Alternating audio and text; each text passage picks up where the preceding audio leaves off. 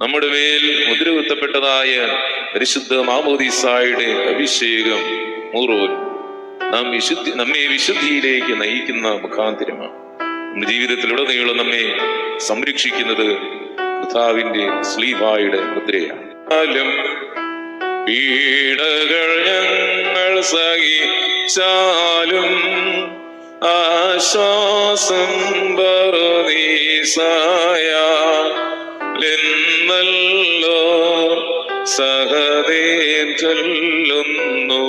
പരിശുദ്ധ സഹദേന്മാരുടെ ജീവിതം വിശ്വാസം, പ്രത്യാശയാണ്. സ്വർഗരാജ്യം അവർക്ക് സുനിശ്ചയമായിരിക്കും എന്നുള്ളത് യാതൊരു സംശയമില്ല. അവരുടെ ജീവിതം പ്രകാരം അവർ ഈ ലോകത്തിൽ കർത്താവിന് വേണ്ടി ജീവനെ വെടിയുന്നവരായി തീർന്നു. മർഗീവർഗീസ്ഹദായുടെ ജീവിതത്തിലും അപ്രകാരം സംഭവിച്ചു. അവനെ കർത്താവിലുള്ള വിശ്വാസത്തെ മാറ്റുവാനായിട്ട് പല രീതിയിലുള്ളതായ പ്രലോഭനങ്ങളിലൂടെ പരിശ്രമിക്കുന്നുണ്ട്. എന്നാൽ അവന്റെ രക്ഷകൻ കർത്താവായ യേശു ആകുന്നു എന്നുള്ളതും യേശുവിനെ അല്ലാതെ ഈ ലോകത്തിൽ ആരാധിക്കുവാൻ പാടില്ല എന്നുള്ളതുമായ കർശനമായ നിർദ്ദേശവും ജീവിത ക്രമീകരണത്തിലൂടെ അവന്റെ വിശ്വാസത്തെ മുറുകെ പിടിച്ച് അവൻ നിലനിന്നു. കർത്താവിൽ വിശ്വസിക്കുന്നവർക്കൊക്കെയും പീഡനങ്ങൾ ഉണ്ടാകും.